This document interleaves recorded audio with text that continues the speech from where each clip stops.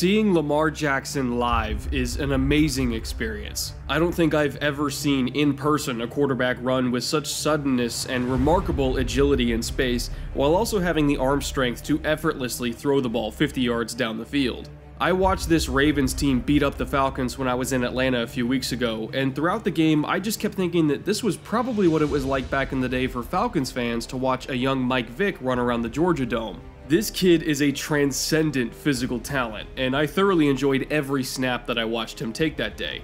But at the same time, for all of the excitement and potential in his game, I still left Mercedes-Benz Stadium with one overall conclusion that I truly hope I will eventually be wrong on. The expiration date on this new and gimmicky Ravens offense is coming, and when that day inevitably arrives, the harsh reality of it is going to completely and ruthlessly bury this team.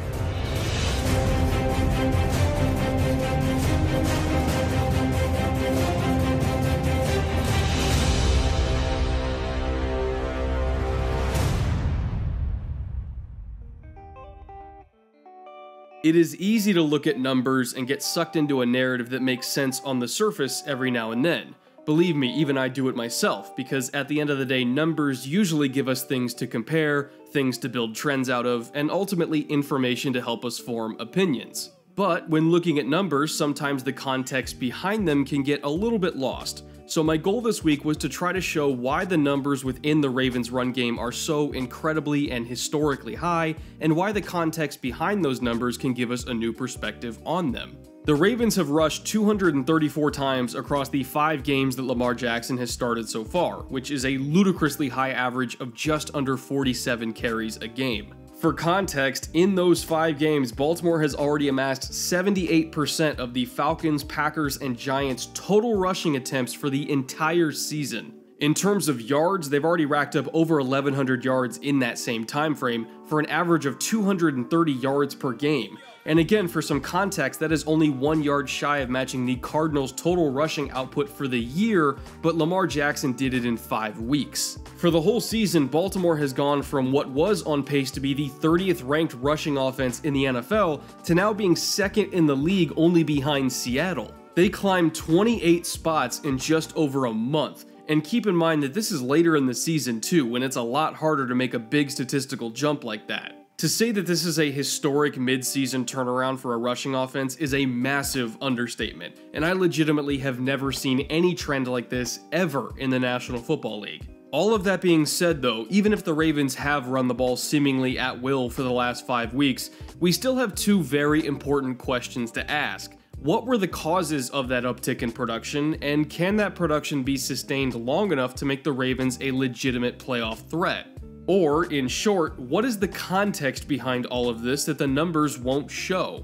That is where tape comes in, and if the tape has said anything plain as day over the last week that I've studied it, it's this. The Ravens are not really dominating anybody physically. They aren't blowing teams off the ball, they aren't crushing edge defenders or picking up linebackers on the second level. They are running the ball with scheme, not execution, which is why they went from one of the worst to one of the best rushing teams in the league when their scheme radically changed in the middle of the year. And that scheme change right there is my biggest concern about the future of this Ravens offense, because if you can out-execute a defense, it doesn't really matter what scheme you run, you're going to have success. But if you have to solely rely on scheme to do all the work for you because you cannot execute otherwise, that's when you have problems. That's why the great zone read revolution of 2012 with Kaepernick and RG3 died very, very quickly once defenses figured them out and dared them to execute without that handicap. Schemes don't last forever, and eventually defensive coaches will come up with answers to beat your offensive schemes, and at that point is when your ability or inability to execute in other ways determines if you win or lose. I flat out do not believe that the Ravens can execute when their comfort zone is taken away from them, and all it's going to take to show that is for one defense to stay disciplined and test that theory. This concept right here is pretty much the backbone of the Ravens run game right now, and by extension the backbone of the entire Ravens game plan itself. It's kind of like an inside zone, kind of like a zone read, kind of like a duo, but not really. It's pretty much its own thing, but it borrows from a lot of other already established run concepts that every other team uses, and the key to defending it is right here with this edge defender at the point of attack. It doesn't matter if it's being run to the strong side or to the weak side, this edge defender controls a lot of what happens. And that is because the offensive tackle, or in some cases the tight end that is under them, will often not block the edge defender at all, and they will either double team the defensive tackle to wash them down, or immediately climb to the second level to get to the will, or just give a slight little jam to the edge defender before climbing up to the second level, or some combination of all three depending on which particular wrinkle of this concept is called. And so with very little blocking attention being given to that playside edge defender, the Ravens are trying to freeze him in between several different potential assignments. Does he immediately shoot inside to close down the wide open running lane behind that double team since they're not blocking him? Or does he stay outside just in case the quarterback keeps it and tries to get to the edge? Or on top of that, if they bring this tight end over as a lead blocker, does he take on that block as if it's a trap block and just hold the edge? Does he attack inside of that block and close down on the inside lane yet again? If the tight end doesn't block him at all and just keeps on going to the edge, does he assume that Lamar Jackson kept the ball and try to run him down? Or does he stay in that inside lane anyway? Maybe he should assume that it's play action and that the tight end is slipping out to the flat. Should he cover him? Should he not? There are so many little wrinkles that the Ravens regularly use out of only one formation that edge defenders can sometimes get frozen in between 7 or 8 different possibilities all at once. And if you're trying to do 7 or 8 things at once, trust me, you won't even be able to do one thing very well at all. And that's what Baltimore is betting on every single time they run this play or any play like it. They are trying to paralyze defenses with possibilities and test their discipline on every snap. See, the truth is that this edge defender does not have to be everywhere at once. They only have to be in one place, and that's inside. It doesn't matter what kind of play the Ravens run out of this formation, his one and only job on every snap should be to crash inside, attack the void left by that double team, and spill every single inside run back outside. That's his one job, and the one job of the linebacker behind him is to get outside of that edge defender and catch everything that is being spilled out to him. Don't worry about coming downhill, don't worry about scraping over the top to the other side of the formation, none of that matters. His one job is to get outside, cover the ass of the edge defender in front of him, and when the edge defender spills the play out, he fills it in. Now, the corner outside, his job is to play a force role. He forces everything back inside of his position, especially if Jackson keeps the ball and tries to get to the boundary. With how explosive Jackson is out in space, his role is just as important as all the others because he's the only one who can 100% reliably make Lamar cut back, which gives the rest of the defense a chance to catch up. So again, from outside in, it goes force, fill, spill. Those are the 3 pillars of sound run defense. One to force in, one to spill out, and one to fill in between to clean it all up. Without those 3 pillars, the whole structure falls down, and that is what the Ravens have been counting on. So when we look back at these last 5 games for Baltimore, all of their absurd rushing totals, at least based on my view of the tape, are really more about a lack of discipline on the defense's part rather than some sort of overwhelmingly effective execution on the offense's part. Which I guess makes sense considering that the Ravens' 5 opponents during that time, the Bengals, Raiders, Falcons, Chiefs, and Buccaneers, are 5 of the bottom 8 run defenses in the league. Collectively, they have all displayed a nauseating lack of discipline this year, and the Ravens preyed on that. Game after game, snap after snap, it was the same problem. Either edge defenders were not shooting inside to do their job, or linebackers were not scraping outside to do their job, or corners all the way out on the edges were not in force positions to do their jobs. These defenses were not getting out-muscled or pushed around or physically dominated at all. They just could not stop making mental errors that were basically giving up rushing yards for free. I think the Bengals game might have had some of the best examples of how just simple defensive discipline determined whether the Ravens were successful or not. Take a look at this snap from late in the first quarter, and again, this is a different personnel grouping and a different formation than the original diagrammed example, but the general concept is the same on this run, and I would say that it's their most common concept that they use in the run game when you add up all of its variations. You've got a double team on the backside, a double team on the front side that works its way to the will linebacker, and the defensive end, Michael Johnson, is unblocked. Now, this tight end coming across could be going for a trap block to try to seal him out, or he could just blow right on by him and lead block for Jackson out to the edge, but either way, Johnson's one job is to flatten down the line of scrimmage as fast as possible and close down that inside lane. It doesn't matter whether he has to go through that tight end to do it or not. He is not supposed to sit outside in no man's land and read Lamar Jackson, because if he sits out there, he won't be able to get back inside quick enough to handle any potential dive from Alex Collins. So he's not reading Lamar at all, and believe it or not, Lamar is not reading him either. Look at Jackson's eyes, they are not pointed at the unblocked defender. That's how you know it's not a zone read or an RPO or anything like that, because he's not actually reading anything. The Ravens actually barely run any zone read at all. People just think it's zone read because they like to leave defenders unblocked, but Jackson's not reading anything on this play as he hands the ball off. It's going to go to the running back whether Johnson crashes down or not. Now, as Collins and Jackson go through the mesh point, watch Vontaze Burfict start to get outside here to fill, while Sean Williams does his best to get outside leverage on the tight end to force. All three roles are taken care of: force, fill, spill. This is what gap discipline looks like. So as Collins gets the ball, Johnson's not worried about the tight end going past him to potentially block for Lamar out on the edge. That's not his job to worry about it. That's Burfict's and Williams' jobs. The one and only thing he has to do is shoot inside, shut down the run lane since they decided not to block him, and not miss the tackle. He does all three, and the result is a no gain on the play. That is how you dominate this Ravens run game. Just do your job. In the next quarter, the Ravens ran a different wrinkle of that same play from a slightly different formation, and the difference between that run for no gain from Collins and an 8-yard gain from Jackson was simply one linebacker not doing their job. Again, you've got the double teams working and the left tackle getting to the second level while leaving the play side defensive end unblocked. The U tight end, which is Nick Boyle, is coming across the formation to fake that trap block again, and you can see that Lamar is still not reading the defensive end and he's just looking at the mesh point with Collins. It's almost the exact same play. This is not a zone read or an RPO or anything like that, it's just a designed quarterback keeper where Jackson would be keeping it no matter what the defense was doing. Now, you can see the unblocked defensive end Carlos Dunlap working his way down the line of scrimmage to close off that inside running lane for Collins, which is what he's supposed to do. But look at Vincent Ray behind him. He's not scraping outside to cover Dunlap, and instead he's also chasing inside and going against his responsibility.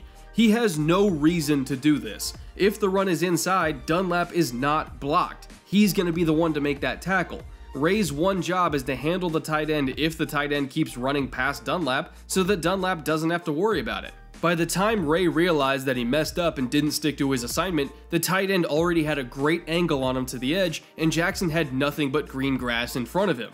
Literally all he had to do was just scrape outside off the snap to put himself in a good position to take on the tight end's block so that he could then force Jackson to cut back into the heart of the defense, but for whatever reason he just didn't do it. If you want to know why the Ravens have run for boatloads of yards against really terrible defenses, this is why. Because terrible defenses have no communication, no discipline, and no situational awareness. It was almost entirely terrible film. But in the few occasions where those defenses did figure out their discipline issues, the Baltimore run game tended to slow to a crawl almost instantly because they didn't have much else going for them. In the Chiefs game, for example, over the course of the first quarter, the Ravens ran the ball 10 times for 83 yards and a touchdown, with a whopping 8.3 yards per carry. It was total statistical domination, complete with an 8-play, 75-yard touchdown drive that did not feature a single pass. The Chiefs were undisciplined, Dee Ford was completely lost in his role as the spilled defender from the edge, and the Ravens ran pretty much unopposed for the first 15 or so minutes of the game. But then, as you might suspect, they figured out Baltimore's scheme.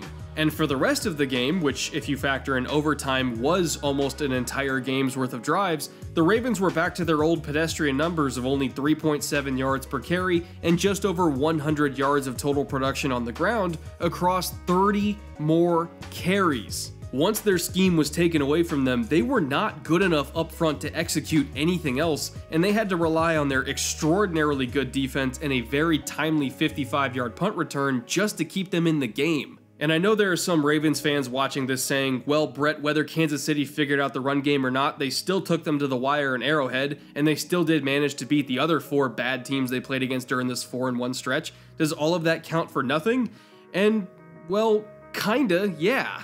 The Ravens have put 5 games of tape out there already showing how to beat, and more importantly, how to get beaten by all of Greg Roman's rushing concepts, And the team that they are playing against this week just so happens to be coached by Anthony Lynn, who knows these concepts inside and out from his experience working with Roman in Buffalo. I get it, we all want to hop on the Gus bus right now and ride this narrative that the new Ravens offense is some sort of unstoppable rushing monster, but that's just not true. This system has an expiration date. It always has and it always will. And unless Lamar Jackson can rapidly develop as a passer to compensate for when this run game inevitably gets shut down, the Ravens are going to struggle, and struggle a lot. I admire and respect the job that this Baltimore coaching staff and the job that Jackson himself has done to pull this team out of the gutter, but this new running game is just a tourniquet. Its only purpose is to stop the bleeding, and that's about it. At some point, that tourniquet will have to come off, and the Ravens will have to do some serious surgery to fix their underlying problems, but at this point, I'm not even sure what they can do to fix them. The expiration date is coming, whether it's against the Chargers this weekend or the Browns next weekend, or even by some miracle 3 weeks from now in the playoffs, it's coming. I can only sincerely hope that if it does arrive sooner rather than later, Lamar Jackson is ready. Because if the Ravens have any hope of going on another magical January run, it's going to be on the strength of his arm, not his feet.